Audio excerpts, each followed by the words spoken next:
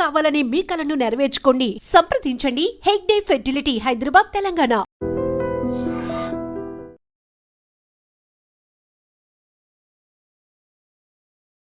ఇంకా ఎందుకు ఈ ప్రాబ్లమ్స్ అనేది ఇప్పుడున్న జనరేషన్ ఫేస్ చేస్తుంది? మెయిన్లీ ఫర్టిలిటీ ఇష్యూస్ అనేది ఒకటి అని చెప్పలేము. Okay, so many factors are there. చాలా వరకు ప్రెగ్నెన్సీ అనేది పోస్ట్పోన్మెంట్ చేసుకుంటున్నారు. మన దగ్గరికి వస్తున్న వాళ్ళు ఐటీ ప్రొఫెషనల్స్ వాళ్ళు కూడా చాలామంది ఫర్టిలిటీ ఇష్యూస్తో ఫేస్ చేస్తూ ఉన్నారు. ఫ్యామిలీ హిస్టరీ ప్రకారం కూడా వచ్చే అవకాశాలు ఉంటుంది. మెయిన్లీ ఇన్ఫర్టిలిటీతో పాటు వాళ్ళకి మేనరికం మ్యారేజ్ చేసుకోవడం వల్ల ఫ్యూచర్లో జెనెటిక్ పరంగా కూడా వాళ్ళు చాలా ప్రాబ్లమ్స్ ఫేస్ చేస్తూ ఉంటారు.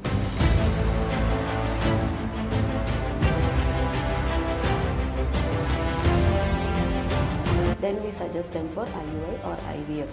సో ఈ IUI అండ్ IVF అంటే ఎలాంటి పర్సన్స్కి మీరు సజెస్ట్ చేస్తూ ఉంటారు? మేల్ పార్ట్నర్లో ప్రాబ్లం ఉంది, కౌంట్ తక్కువ ఉంది, మూమెంట్స్ ప్రాబ్లం ఉంది, అపిరెన్స్ ప్రాబ్లం ఉంది,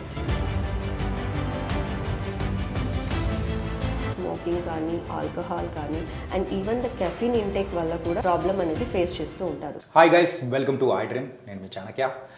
ప్రెసెంట్ ఇప్పుడున్న జనరేషన్లో ఇంత ఫాస్ట్ లైఫ్ స్టైల్లో కూడా మనం తింటున్న ఫుడ్ హ్యాబిట్స్ కానీ లేకపోతే మనం చేస్తున్న జాబ్స్ ప్రకారం కానీ మనకు వచ్చే మరి ఇష్యూస్ ఏదైనా ఉన్నాయంటే మెయిన్గా ఇప్పుడు ఫేస్ చేస్తున్నది కపుల్స్లో ఫర్టిలిటీ ఇష్యూస్. మరి ఈ ఫర్టిలిటీ ఇష్యూస్ని మరి దాని నుంచి దాటుకొని వెళ్ళాలంటే మంచి డాక్టర్ని సెలెక్ట్ చేసుకోవడం కూడా అంతే ఇంపార్టెంట్. మరి మంచి క్లినిక్ అలాంటి సెలెక్ట్ చేసుకోవాలంటే మరి ఈ మధ్యకాలంలో మంచి బాగా రిజల్ట్స్ ఇస్తూ ఉన్న హెగ్డే హాస్పిటల్ గురించి మనం మాట్లాడుకోవాలి.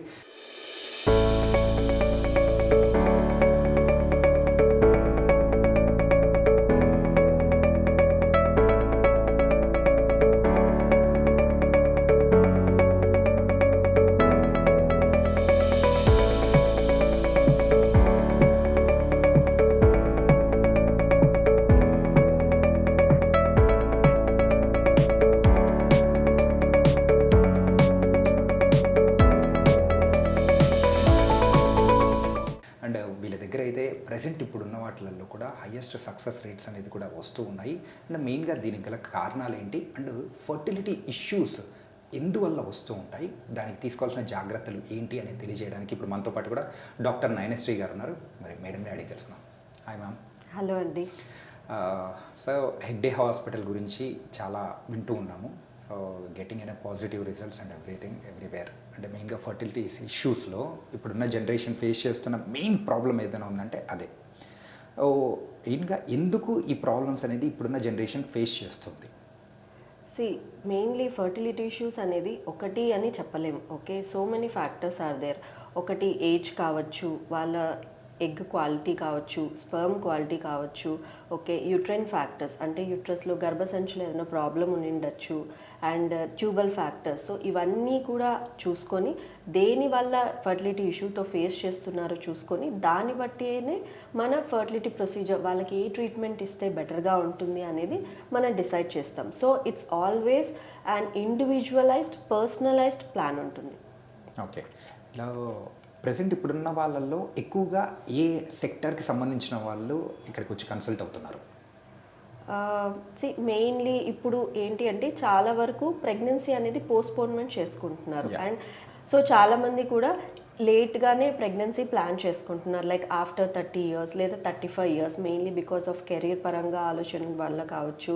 కెరీర్ సెటిల్ అయ్యి ఆ తర్వాత ప్రెగ్నెన్సీ చూసుకుందాం, లేదా ఫ్యామిలీ సెటిల్ చేసుకొని ప్రెగ్నెన్సీ చూసుకుందాం, దానివల్ల ప్రెగ్నెన్సీ పోస్ట్పోన్మెంట్ చేసుకుంటున్నారు. అండ్ అలాగే మన దగ్గరికి వస్తున్న వాళ్ళు ఐటీ ప్రొఫెషనల్స్ వాళ్ళు కూడా చాలామంది ఫర్టిలిటీ ఇష్యూస్తో ఫేస్ చేస్తూ ఉన్నారు. అండ్ కన్సాంగ్యునస్ మ్యారేజ్ ఉంది పేరెంట్స్కి, వాళ్ళ చిల్డ్రన్ వాళ్ళు కూడా ఇన్ఫర్టిలిటీ ఇష్యూస్తో చాలామంది ఫేస్ చేస్తూ ఉంటున్నారు. అండ్ యంగ్ ఏజ్ వాళ్ళలో కూడా mainly because of environmental factors కావచ్చు, లేదా లైఫ్ స్టైల్ పద్ధతి వల్ల కావచ్చు, ఎర్లీగా వాళ్ళ ఎగ్ రిజర్వ్ అనేది తగ్గిపోతూ వస్తుంది. అండ్ మీరు అన్నారు ఏంటంటే ఫ్యామిలీ హిస్టరీ ప్రకారం కూడా వచ్చే అవకాశాలు ఉంటుంది. అంటే మేనరికాలు కానీ లేకపోతే ఇలా మెయిన్గా మన బంధువుల్లోనే చేసుకోవడము, ఇలాంటివి కూడా ఒక కారణాలు ఉండొచ్చు అంటారా? ఉండొచ్చండి. మెయిన్లీ ఇన్ఫర్టిలిటీతో పాటు వాళ్ళకి మేనరికం మ్యారేజ్ చేసుకోవడం వల్ల ఫ్యూచర్లో జెనెటిక్ పరంగా కూడా వాళ్ళు చాలా ప్రాబ్లమ్స్ ఫేస్ చేస్తూ ఉంటారు. అండ్ చాలామంది రికరెంట్ అబార్షన్స్ ఫేస్ చేస్తూ ఉంటారు, లేదా జెనెటికల్గా అబ్నార్మాలిటీస్ ఉంటాయి, లేదా డెవలప్మెంటల్ ప్రాబ్లమ్స్ ఉంటాయి కిడ్లో. సో వాళ్ళు అంతా కూడా ఇన్ఫర్టిలిటీ ఇష్యూస్తో సఫర్ అవుతూ ఉన్నారు. ఓకే, మెయిన్గా అయితే ఈ ఇష్యూస్ అనే చెప్పుకోవచ్చు. ఓకే, అండ్ ఈ ఇన్ఫర్టిలిటీ విషయానికి వచ్చేటప్పటికి ఇచ్చే ప్రాసెస్ మెయిన్గా ఏ కైండ్ ఆఫ్ ట్రీట్మెంట్స్ అనేది కూడా హెగ్డే హాస్పిటల్లో అవైలబుల్గా ఉన్నాయి? ట్రీట్మెంట్ అనేది కూడా డిపెండ్స్ అపాన్ ద ఏజ్ అండి. If they are very young, like less than 30 years ఉన్నారు, మ్యారిటల్ లైఫ్ 1 year నుంచి వితౌట్ ఎనీ కాండమ్ కానీ ఏం లేకుండా ట్రై చేస్తున్నారు, but still they are not getting pregnant అన్నప్పుడు they have to immediately consult the fertility expert. Okay, so ఆ తర్వాత young age, less marital life అంటే just within 2 years marital life ఉంది, ఏం ప్రాబ్లం లేదు, everything they are okay, initial basic evaluation చేస్తాం ఇద్దరికి. ఫీమేల్లో ovarian reserve ఎలా ఉంది ఏంటి అని చూస్తాము, ట్యూబ్ స్టేటస్ చూస్తాము, స్కాన్ చేసుకొని యూట్రస్ ఎలా ఉంది, ఏదైనా అబ్నార్మల్ గ్రోత్స్, ఫైబ్రాయిడ్స్ కానీ పాలిప్స్ కానీ సెప్టమ్ అట్లాంటిది ఏమైనా ఉందా అని చెప్పి ఎవాల్యుయేట్ చేసుకొని, మనం మేల్ దగ్గరకు వచ్చేసరికి సెమెన్ అనాలిసిస్ అంతా బేసిక్ ఎవాల్యుయేషన్ చేసుకొని వాళ్ళకి ట్రీట్మెంట్ అనేది అడ్వైస్ చేస్తాం. But in case if they are like after 35 years అయింది, so we don't go for suggest for natural pregnancy అనమాట. At least we suggest them to go for ovulation induction with timed intercourse. In case everything is fine, both మేల్లో కానీ ఫీమేల్లో కానీ ఏ problem లేదు అంటే we advise them okay timed intercourse, will give some medications. ఇనిషియల్గా కొన్ని మెడికేషన్స్ ఇచ్చి ఎగ్ డెవలప్మెంట్ ఎలా ఉందో మన ఫాలిక్యులర్ స్కాన్ ద్వారా చేసుకొని, అండ్ వన్స్ ద ఫాలికల్ అనేది డామినెంట్ సైజ్ వచ్చిన తర్వాత we advise them for the timed intercourse. లేదు అలా వాళ్ళు ఒక 3 to 6 cycles వరకు ట్రై చేయొచ్చు. బట్ ఇన్ కేస్ అది సక్సెస్ అవ్వలేదు, లేదా మేల్ స్పర్మ్లో ఏదైనా ప్రాబ్లం ఉంది, వాల్యూమ్ తక్కువగా ఉంది, కౌంట్ తక్కువగా ఉంది, మొటిలిటీ మూమెంట్స్ తక్కువగా ఉన్నాయి, మార్ఫాలజీ అపియరెన్స్లో ఏదైనా ఇష్యూ ఉంది మేల్ సైడ్లో అన్నప్పుడు then we suggest them for IUI or IVF. Even ఫీమేల్స్లో అయినా కూడా ఎగ్ రిజర్వ్ అనేది తక్కువగా ఉంది. In case even if they are young also egg reserve తక్కువగా ఉంది, ట్యూబ్స్ అన్ని బ్లాక్ ఉన్నాయి అన్నప్పుడు కూడా we suggest them to go for IVF. Okay, ఈ IUI and IVF, so what's the difference? IUI is like a intrauterine insemination. Okay, so ఇందులో ఏంటి అంటే మనం మెయిన్గా మేల్ ఫ్యాక్టర్ అంటే స్పర్మ్ కౌంట్ తక్కువగా ఉంది అంటే లైక్ అరౌండ్ 10 million కౌంట్ ఉంది, లేదా మూమెంట్స్ తక్కువగా ఉన్నాయి. లైక్ నార్మల్గా మూమెంట్స్ అనేది మనకి ర్యాపిడ్ ఫాస్ట్ మూమెంట్ అనేది ఉంటుంది స్పర్మ్కి. Okay, so it should be like around 32% కంటే తక్కువగా ఉంది. లేదా అపియరెన్స్, స్పర్మ్ చూడడానికి ఎలా ఉంది, like appearance should be like 4% ఉండాలి. సో అందులో ఏదైనా ప్రాబ్లం ఉంది అన్నప్పుడు we suggest them initially mainly for the IUI.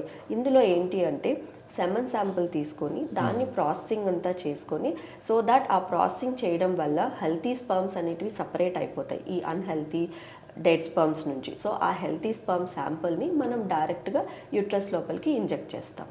So that is the IUI. So ఇప్పుడు ప్రెసెంట్ ఈ IUI అండ్ IVF ఎవరు అంటే ఎలాంటి పర్సన్స్కి మీరు సజెస్ట్ చేస్తూ ఉంటారు? మీరు ఈ ప్రాసెస్కి వెళ్ళండి అండ్ మీరు కొంతమంది అయితే IVFకి వెళ్ళండి అని చెప్పేసి అంటూ ఉంటారు కదా, సో అంటే ఎలాంటి సిచ్యువేషన్స్లో ఎలా చెప్తూ ఉంటారు? IUI mainly first initial indication వచ్చేసరికి మేల్ పార్ట్నర్లో ప్రాబ్లం ఉంది అంటే దాన్నే మనం ఆలిగోఆస్థెనోస్పర్మియా అని అంటాం. ఓకే, మేల్ కౌంట్ తక్కువ ఉంది, మూమెంట్స్ ప్రాబ్లం ఉంది, అపియరెన్స్ ప్రాబ్లం ఉంది. అలా కాకుండా నెక్స్ట్ ఆల్రెడీ వాళ్ళు multiple cycles of ovulation induction, timed intercourse already try చేశారు, బట్ స్టిల్ వాళ్ళు ప్రెగ్నెన్సీ రాలేదు అన్నప్పుడు then we advise them to go for the IUI.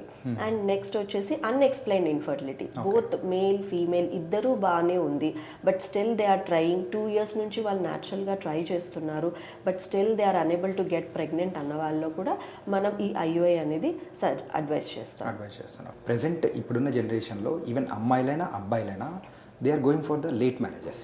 చాలా లేట్గా చేసుకుంటున్నారు అంటే 30 తర్వాత. అంటే యూజువల్గా ప్రెగ్నెన్సీ విషయానికి వచ్చేటప్పటికి 30+ అనేటప్పటికి అక్కడ ఇష్యూస్ అనేది కూడా ఎక్కువ వచ్చే అవకాశాలు ఉంటాయి అంటూ ఉంటారు. సో ఇలా ఎక్కువ ఏజ్ ఉన్న వాళ్ళల్లో ఈ IVF ప్రాసెస్ కానీ IUI ప్రాసెస్ కానీ చేస్తే ద సక్సెస్ రేట్ అనేది ఎంతవరకు ఉండొచ్చు అంటారు? IUIకి మనం వచ్చేసరికి IUI సక్సెస్ రేట్ అనేది it will be like between 10 to 15% మాత్రమే ఉంటుంది. But when it comes to the IVFకి వచ్చేసరికి success rate it falls around like 50 to 60%. Okay, మెయిన్గా 50 to 60%. మెయిన్గా 50 to 60%. ఓకే, అండ్ సో ఇప్పుడున్న మెయిన్గా జనరేషన్స్లో వాళ్ళు ఫేస్ చేస్తూ ఉన్నది ఆ లైఫ్ స్టైల్ ఇష్యూస్. ఎస్.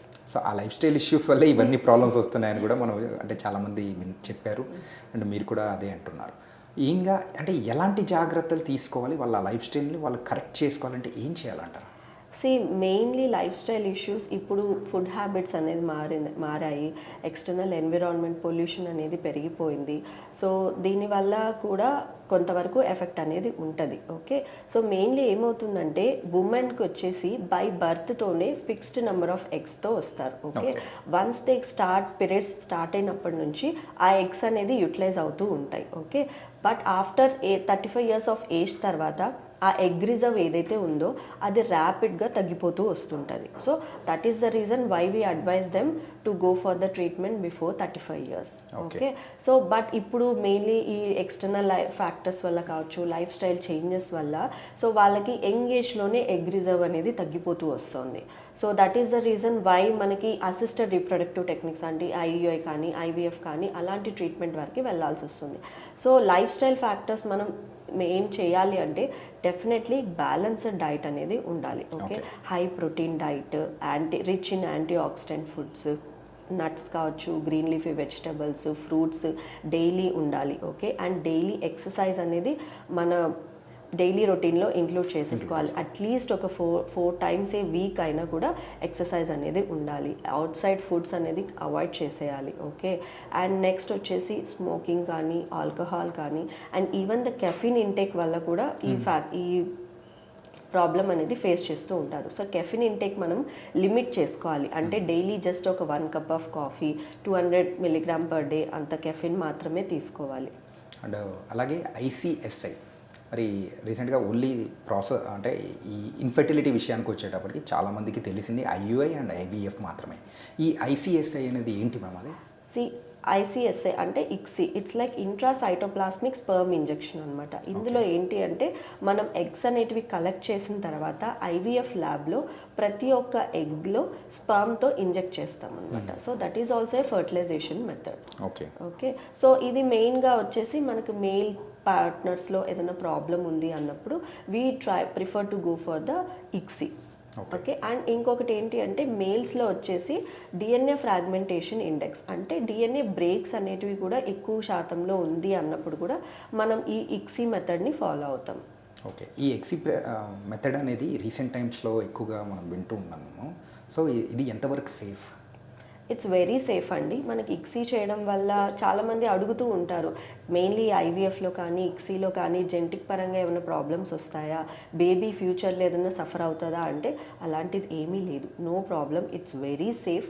మనం ఇక్సీ మెథడ్కి పేషెంట్ సిచ్యువేషన్, ఆ కపుల్ సిచ్యువేషన్ని బట్టి we advise them to go for the ICSI. Genetic పరంగా కానీ, డెవలప్మెంట్ పరంగా కానీ, ఫ్యూచర్లో ఏదైనా హెల్త్ రిలేటెడ్ ప్రాబ్లమ్స్ కానీ అలాంటివి అయితే ఏమీ రావు. అండ్ ఏజ్ ఫ్యాక్టర్ అనేది కూడా ఈ ఇన్ఫర్టిలిటీకి ఒక కారణం అని చెప్పేసి అంటున్నారు.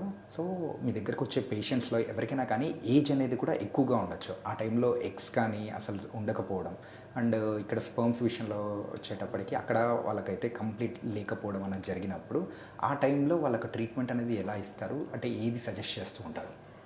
అసలు ఎగ్స్ అనేటివే లేవు అన్నప్పుడు అంటే లైక్ ఇలాంటి సిచ్యువేషన్స్ మనం చాలా వరకు మోర్ దెన్ 40 years వాళ్ళలో చూస్తుంటాం అనమాట. సో 40 years పైన వాళ్ళు like if they are planning for the pregnancy అన్నప్పుడు ఫస్ట్ ఓవేరియన్ రిజర్వ్ ఎంత ఉందనేది చూసుకుంటాం. వాళ్ళకి చాలా తక్కువగా ఉంటుంది. And even when it comes to the స్పర్మ్స్కి వచ్చేసరికి కూడా if they are like excessive smoking ఉంది, ఎక్సెసివ్ ఆల్కహాల్ ఉంది, or if they are obese patients లేదా డయాబెటిక్ పేషెంట్స్, అలాంటి వాళ్ళలో కూడా స్పర్మ్ కౌంట్ అనేది చాలా తక్కువగా ఉంటుంది. సో అలాంటి సిచ్యువేషన్స్లో ఏంటంటే when it comes to the female partner we can go for the donor eggs with husband sperm. Okay, అదే లేదు మనం when it comes to the male పార్ట్నర్కి వచ్చేసాము అనుకుంటే లైక్ మనకి ఉన్న ఆప్షన్స్ ఏంటి అంటే మేల్ పార్ట్నర్కి వీ కెన్ గో ఫర్ సర్జికల్గా కూడా we try to retrieve the sperms directly from the testis అనమాట. సో ఒకవేళ ఇన్ కేస్ మనకి సర్జికల్గా రిట్రీవ్ చేసినప్పుడు స్పర్మ్స్ వచ్చాయి అంటే వాటిని ఫ్రీజ్ చేసుకొని మనం ఈ ఇక్సీ పద్ధతి, IVF పద్ధతి ద్వారా we can use it. In case లేదు అనుకుంటే then we can opt for the donor. ఈ సర్జికల్ ప్రాసెస్ అనేది కూడా అంటున్నారు కదా, సో ఆ సర్జికల్ ప్రాసెస్ అనేది ఎలా ఉంటుంది, వాళ్ళకి ఏదైనా అంటే తర్వాత అయిపోయిన తర్వాత ఏదైనా ప్రాబ్లమ్స్ వచ్చాయి కానీ సిచ్యువేషన్స్ ఏమైనా ఉంటాయా? ఏమి ఉండదండి. It's like a very minor procedure. We can do it even under local anaesthesia, అంటే లోకల్గానే జస్ట్ అనస్థీషియా ఇచ్చి కూడా చేసుకోవచ్చు. ఇట్స్ జస్ట్ లైక్ మనము టెస్టిస్ నుంచి డైరెక్ట్గా ఒక నీడిల్ పెట్టి ఆస్పిరేషన్ పద్ధతి ద్వారా we try to retrieve the sperms. ఇది సక్సెస్ రేట్ అనేది కూడా ప్రతి ఒక్కరి దగ్గర అది వెరీ ఇంపార్టెంట్ అనేది కూడా పేషెంట్స్ చూస్తూ ఉన్నారు. రైట్ డాక్టర్ని సెలెక్ట్ చేసుకోవడం అనేది కూడా వెరీ ఇంపార్టెంట్. ఈ రైట్ డాక్టర్ని సెలెక్ట్ చేసుకోవడం అనేది కూడా ఎలా సెలెక్ట్ చేసుకోవాలంటారు? మెయిన్లీ చాలామంది పేషెంట్స్ కూడా మనం రైట్ ఫర్టిలిటీ క్లినిక్ చూస్ చేసుకుంటున్నామా లేదా, అసలు రైట్ ఫర్టిలిటీ క్లినిక్ ఎలా చూస్ చేసుకోవాలి అన్న దాని మీదే ఉంటారు. ఓకే, సో ఫస్ట్ వచ్చేసి వాళ్ళు ఒక ఫర్టిలిటీ ఎక్స్పర్ట్ని కన్సల్ట్ అయినప్పుడు mainly expertise like how good they are, like వాళ్ళు ఎంత ఎక్స్పీరియన్స్ ఉంది ఏంటి అనేది చూసుకుంటారు. అండ్ దెన్ రైట్ ఆ ఫర్టిలిటీ క్లినిక్కి ఎంత సక్సెస్ రేట్ అనేది కూడా important. Okay, so success rate అనేది డిపెండ్స్, మెయిన్లీ సక్సెస్ రేట్ అనేది చాలా ఫ్యాక్టర్స్ పైన డిపెండ్ అయి ఉంటుంది. పేషెంట్ ఫ్యాక్టర్స్ ఉంటాయి, and then when comes to the clinic పార్ట్కి వచ్చేసరికి మెయిన్లీ సో ఐవీఎఫ్ ల్యాబ్ అనేది బాగుందా లేదా, so embryology lab is also very important. It place an equal important part అనమాట ఒక పేషెంట్ సక్సెస్లో. ఓకే, హెగ్డే హాస్పిటల్ గురించి మేము తెలుసుకుంది ఏంటంటే the success rate is very high. So ఇలా సక్సెస్ అవ్వడానికి ద మెయిన్ రీజన్ ఏంటి? సక్సెస్ అనేది నేను ఆల్రెడీ చెప్పినట్టు మల్టిపుల్ ఫ్యాక్టర్స్ పైన డిపెండ్ అయి ఉంటుంది, బోత్ ద కపుల్. అండ్ మన దగ్గర సక్సెస్ రేట్ తీసుకుంటే ఇట్స్ లైక్ అరౌండ్ 60 to 70% దాకా మన దగ్గర సక్సెస్ రేట్ అనేది ఉంది. Okay, but success every patient is different. Okay, every పేషెంట్కి ఉన్న ప్రాబ్లం అనేది డిఫరెంట్. సో దాన్ని బట్టే సక్సెస్ అనేది డిపెండ్ అయి ఉంటుంది. అండ్ మన హెగ్డే హాస్పిటల్లో తీసుకుంటే we have like very experienced doctors ఉన్నారు. They are very experienced.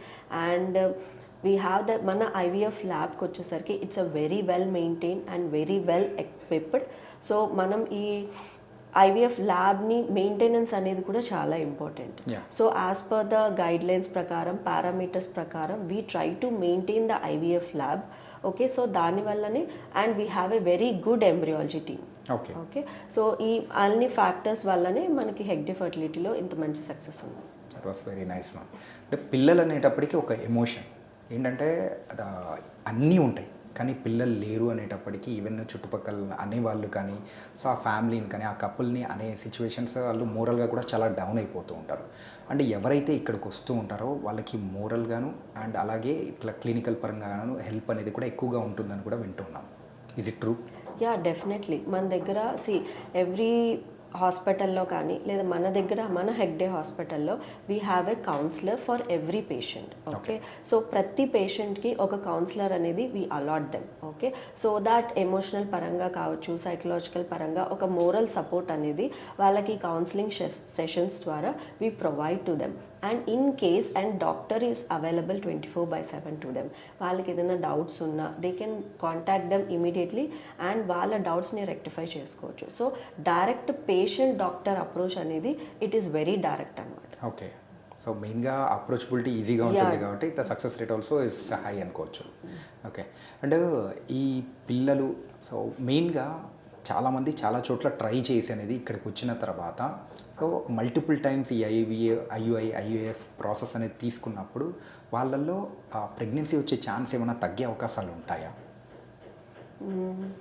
Pregnancy chances అనేది ఏం తగ్గే అవకాశాలు అయితే ఏం లేదు. ఓకే, బట్ మల్టిపుల్ సైకిల్స్ వల్ల కొన్ని సిచ్యువేషన్స్లో అంటే పేషెంట్ సిచ్యువేషన్స్లో కొంతమందిలో సక్సెస్ రేట్స్ అనేది కొంతమేర ఇంప్రూవ్ అవుతుంది. ఓకే, కొంతమందికి అయితే ఈవెన్ అమ్మాయిల్లోనా అబ్బాయిల్లోనా కానీ సో కొన్ని ఇష్యూస్ అనేది కూడా ఉంటాయి, health issues like sugar, BP ఇలాంటి వాళ్ళకు కూడా ఉంటుంది. కాకపోతే ఒక మిత్ అయితే ఉందన్నమాట, ఇలాంటి వాళ్ళకు సో మెయిన్గా ప్రెగ్నెన్సీ ఇష్యూస్ అనేది కూడా ఎక్కువగా ఉంటాయి, సో ఆ ప్రెగ్నెన్సీ వచ్చినా కానీ ఎక్కువ కాలం ఉండదు అని చెప్పేసి కూడా మనం వింటూ ఉంటాం. సో ఇది ఎంతవరకు ట్రూ? ఒకవేళ అలాంటి పేషెంట్స్ ఎవరైనా మీ దగ్గరకు వచ్చినప్పుడు వాళ్ళని ఎలా సక్సెస్ అయ్యేలా చేశారు? మెయిన్లీ ఇప్పుడు మనం చాలా కామన్గా వింటున్న కండిషన్ వచ్చేసి ఒకటి పీసీఓడి. Yeah. చాలా మందిలో మనం పిసిఓడి గురించి వింటూనే ఉన్నాం. అండ్ ఈవెన్ ఈ పిసిఓడి ఉన్న వాళ్ళకి ప్రెగ్నెన్సీ రాదు అని చెప్పి అపోహపడుతూ ఉంటారు. Okay, and along with that ఈ లేటర్ ఏజ్లో ప్రెగ్నెన్సీకి ప్లాన్ చేయడం వల్ల వీళ్ళకి మెడికల్ కండిషన్స్ అంటే డయాబెటీస్ కావచ్చు, హైపర్ టెన్షన్ కావచ్చు, లేదా పేషెంట్ కొంచెం ఒబీస్గా ఉండడం వల్ల కావచ్చు, వీళ్ళందరికీ కూడా ప్రెగ్నెన్సీ అనేది కొంచెం కాంప్లికేటెడ్గానే ఉంటుంది. బట్ మనకి ఇప్పుడు మెడికల్ అడ్వాన్స్మెంట్స్ చాలా వచ్చేసాయి. ఓకే, సో అలాంటి వాళ్ళకు కూడా there is no need to worry. Just ఒక లిటిల్ బిట్ ఆఫ్ హెల్ప్ లేదా మెడికల్ ట్రీట్మెంట్ ద్వారా కావచ్చు, వీ కెన్ ఆ ప్రాబ్లమ్స్ ఏవైతే ఉన్నాయో అవి మనం అవాయిడ్ చేసుకొని we can go with the pregnancy and they can get a healthy baby also. Okay, and మీరు ఇచ్చే ఆ ట్రీట్మెంట్లో కొన్ని మందులు అనేది కూడా యూజ్ చేస్తూ ఉంటారు. సో ఆ ట్యాబ్లెట్స్ కానీ ఆ మెడికేషన్ యూజ్ చేయడం వల్ల తర్వాత వాళ్ళకి ఏమైనా సైడ్ ఎఫెక్ట్స్ వచ్చే అవకాశాలు ఏదైనా ఉంటాయంటారా? ఏ డ్రగ్ అయినా కూడా మినిమల్ సైడ్ ఎఫెక్ట్స్ అనేవి ఉంటాయి, కామన్ అది. ఓకే, బట్ లైఫ్ థ్రెటనింగ్ అలాంటి కాంప్లికేషన్స్ అయితే ఏమీ లేవు. ఓకే, సో మనం ఇచ్చే మెడికేషన్స్ ఓన్లీ జస్ట్ ఆ సైకిల్లో మాత్రమే, ఆ సైకిల్లో ఆ మంత్ మెన్స్ట్రల్ సైకిల్లో ఆ మంత్లో ఎగ్ డెవలప్మెంట్ కోసం మాత్రమే యూజ్ చేస్తామన్నమాట. అవి వన్స్ ఆ సైకిల్ తర్వాత అవి అన్ని రోజులు ఏమి వాళ్ళ బాడీలో అలాగే ఉండిపోవు. ఓకే, సో దానివల్ల కానీ వాళ్ళకి ఫ్యూచర్లో కానీ నెక్స్ట్ కానీ ఎలాంటి ఇష్యూస్ అయితే ఏముండదు. Okay, and IUI and IBF, so దీని గురించి మనం వింటూ ఉన్నాము. సో ప్రజెంట్ అయితే దానివల్ల సక్సెస్ అనేది కూడా అవుతూ ఉన్నారు. కాబట్టి దీనివల్ల ఏమైనా సైడ్ ఎఫెక్ట్స్ వచ్చే అవకాశాలు ఉంటాయా? ఐయుఐలో వచ్చేసి ఎలాంటి సైడ్ ఎఫెక్ట్స్ ఏమీ ఉండవు. మెయిన్లీ మనం అందులో జస్ట్ 2 to 3 eggs డెవలప్మెంట్ కోసం చూస్తాము. వన్స్ ఒక డామినెంట్ ఎగ్ వచ్చిన తర్వాత రప్చర్ అయ్యేలాగా చేసి ఐయుఐ ప్రొసీజర్ చేస్తాము. And when it comes to the abortion రేట్కి వచ్చేసరికి న్యాచురల్ ప్రెగ్నెన్సీ అయినా ఐవీఎఫ్ ప్రెగ్నెన్సీ అయినా abortion rate is very similar. So అలాంటిది మన అబార్షన్ రేట్ కూడా తగ్గించాలి అనుకున్నప్పుడు మనం ఏం చేసుకోవచ్చు అంటే ఆ ఎంబ్రియో ఏదైతే ఉందో దానికి genetically we can go for the testing. ఎందుకు అంటే అబార్షన్స్ అనేది మోస్ట్లీ జెనెటిక్ క్రోమోజోమల్ అబ్నార్మాలిటీస్ ఏమైనా ఉన్నాయి అంటే దానివల్ల జరుగుతూ ఉంటుందన్నమాట, apart from the other causes. So మనం జెనెటికల్గా ముందుగానే జెనెటిక్ టెస్టింగ్ అంటే ఆ ఎంబ్రియోస్ని ట్రాన్స్ఫర్ చేయకముందే మనం జెనెటిక్ టెస్టింగ్ చేసుకోవడం వల్ల ఆ ఎంబ్రియో ఏదైతే ఉందో వెదర్ యూప్లాయిడా అనుప్లాయిడా అని తెలుసుకొని సో మన ఈ యూప్లాయిడ్ ఎంబ్రియోని ట్రాన్స్ఫర్ చేయడం వల్ల ఆ అబార్షన్ రిస్క్ అనేది తగ్గించవచ్చు.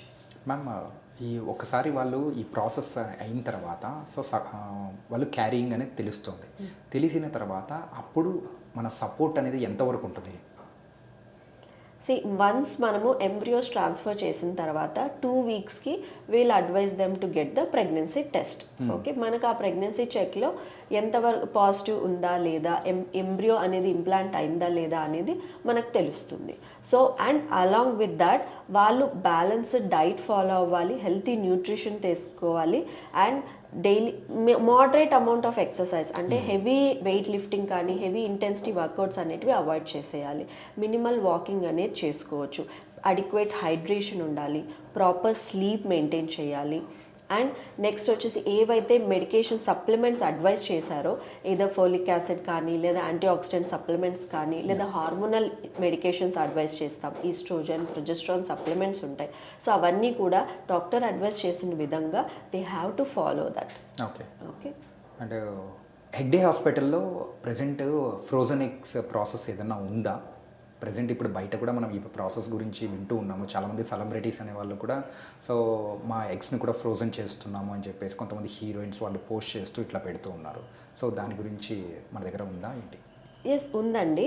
దాన్నే మనము ఊసైడ్ ఫ్రీజింగ్ లేదా ఎగ్ ఫ్రీజింగ్ అని చెప్పి అంటామన్నమాట. సో ఎవరైతే like they are not ready to get married లేదా వాళ్ళు మ్యారేజ్ తర్వాత ప్రెగ్నెన్సీని పోస్ట్పోన్ చేసుకోవాలనుకుంటున్నారో సో అలాంటి వాళ్ళందరూ కూడా మనం ఎగ్ ఫ్రీజింగ్ అనేది చేసుకోవచ్చు. లేదు ఒకవేళ ఎవరైనా క్యాన్సర్ ప్రాబ్లంతో సఫర్ అవుతూ ఉన్నారు so they want to go for radiotherapy chemotherapy ట్రీట్మెంట్కి వెళ్ళాలి అన్నప్పుడు బికాజ్ ఆ రేడియోథెరపీ కీమోథెరపీ వల్ల మన ఆర్గన్స్ ఏదైతే ఉన్నాయో ఈ ఓవరీస్ అనేటివి దే విల్ గెట్ డ్యామేజ్ అనమాట. సో అందుకని ఆ ట్రీట్మెంట్కి వెళ్ళక ముందే మనం ఈ ఎగ్ ఫ్రీజింగ్ అనేది యూటిలైజ్ చేసుకోవచ్చు. ఎగ్ ఫ్రీజింగ్లో ఏంటి అంటే మనం సేమ్ ఎక్స్టర్నల్గా ఇంజెక్షన్స్ అవి ఇచ్చి మనం ఎగ్స్ని డెవలప్ చేసుకొని ఆ ఎగ్స్ని కలెక్ట్ చేసుకొని మనం ఆ ఎగ్స్ని అంటే ఫ్రీజ్ చేసి పెట్టుకోవచ్చు. Once they are ready to get pregnant అన్నప్పుడు మనం ఆ ఎగ్స్ని అనేటివి ఎగ్స్ ఫ్రీజింగ్ ఏదైతే చేసామో వాటినప్పుడు ఫర్టిలైజ్ చేసుకొని ఎంబ్రియోస్గా మార్చుకొని then they can go for the transfer. Ma'am ఈ ఫ్రోజన్ ఎగ్స్కి సంబంధించి ఓన్లీ అమ్మాయిలకైనా అబ్బాయిలకు ఇద్దరికి ఉందా ఇలా? ఇద్దరికీ ఉందండి. ఓకే, ఎదర్ మేల్ కానీ ఫీమేల్ కానీ ఎవరైనా కూడా, ఫీమేల్కి వచ్చేసరికి ఎగ్ ఫ్రీజింగ్, ఊసైడ్ ఫ్రీజింగ్ అంటాము. మేల్స్కి వచ్చేసరికి స్పర్మ్ ఫ్రీజింగ్ అంటారు. ఈవెన్ ఇఫ్ మేల్స్కి అయినా కూడా if they want to freeze, like వాళ్ళు కూడా ఏదైనా క్యాన్సర్తో బాధపడుతున్నారు, they want to go for the treatment అన్నప్పుడు they can get their sperms freeze చేసుకొని ఫ్యూచర్లో యూటిలైజ్ చేసుకోవచ్చు. ఓకే, ఏదైనా హెల్త్ రిలేటెడ్గా ఉన్నప్పుడు, లేకపోతే ఏదైనా అంటే ఏజ్ అనేది మీరు ఇందాక అన్నారు వాళ్ళ అంటే ప్రెగ్నెన్సీని కూడా పోస్ట్పోన్ చేసుకుంటున్నారు, ఏజ్ పెరిగిపోతుంది, అలాంటి వాళ్ళకు ఈ యొక్క ట్రీట్మెంట్ అనేది కూడా సో యూజ్ అవుతుందండి. అవును. Yeah, okay.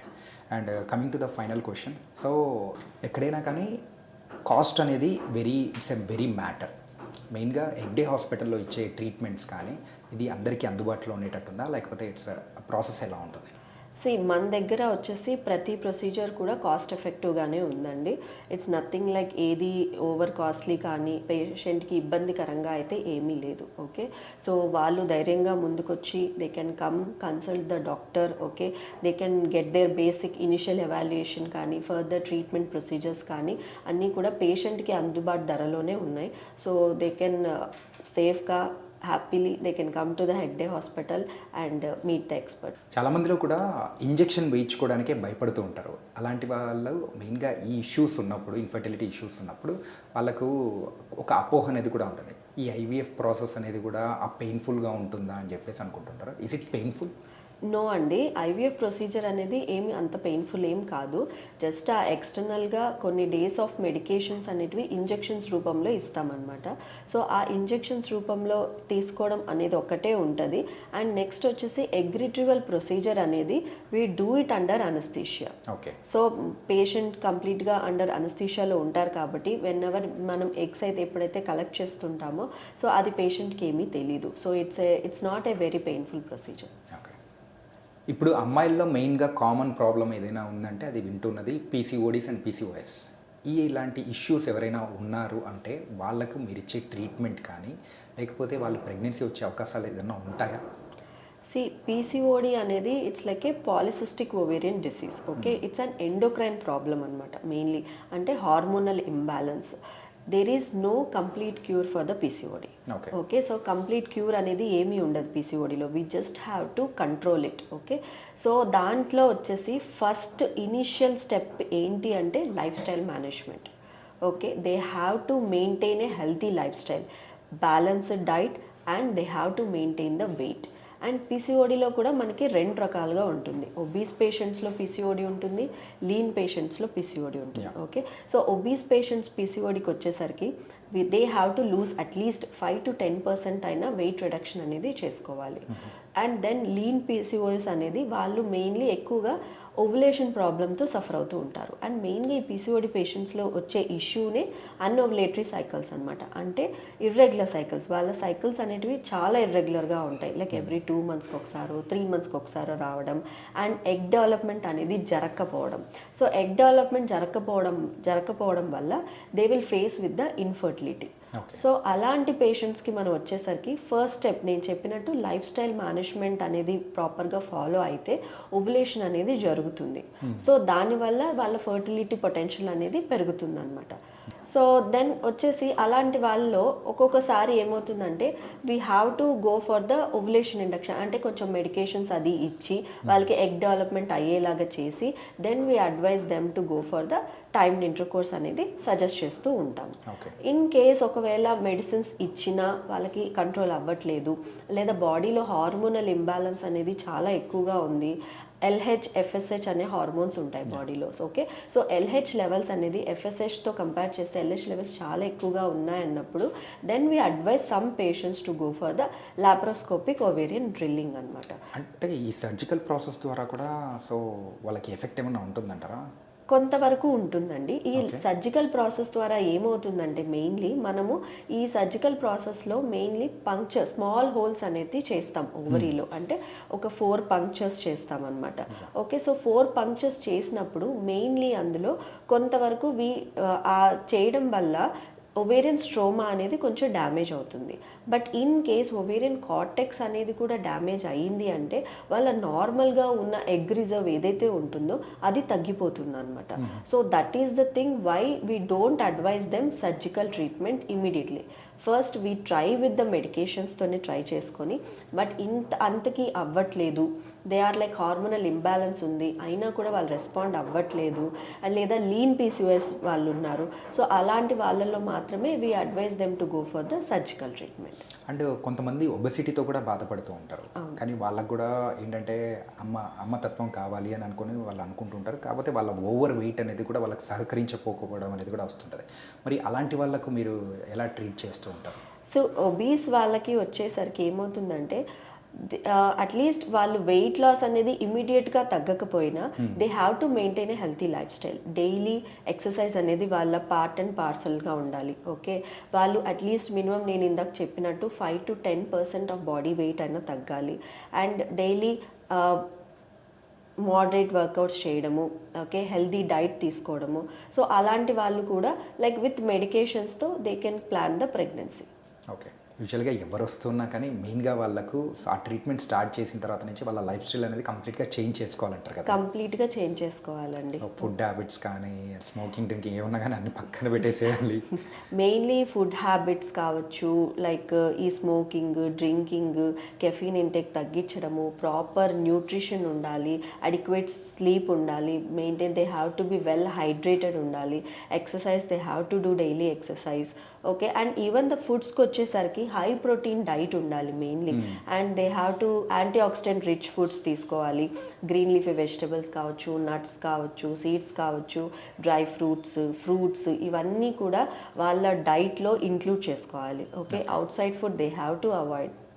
Okay, it was nice ma'am. ఏంటంటే మెయిన్గా ఆ ట్రీట్మెంట్కి సంబంధించే కాకుండా ఒక హెల్తీ లైఫ్ స్టైల్ ఉంటే దానివల్ల వచ్చే మంచి ప్రభావాలు ఏంటి అనేది కూడా చాలా చక్కగా వివరించారు. It was very nice. And Hegde hospital యొక్క సక్సెస్ రేట్ అనేది కూడా చాలా బాగుంది. అండ్ అది కూడా ఇంకొక good thing. And it was very nice. And thank you so much. Thank you అండి. యా.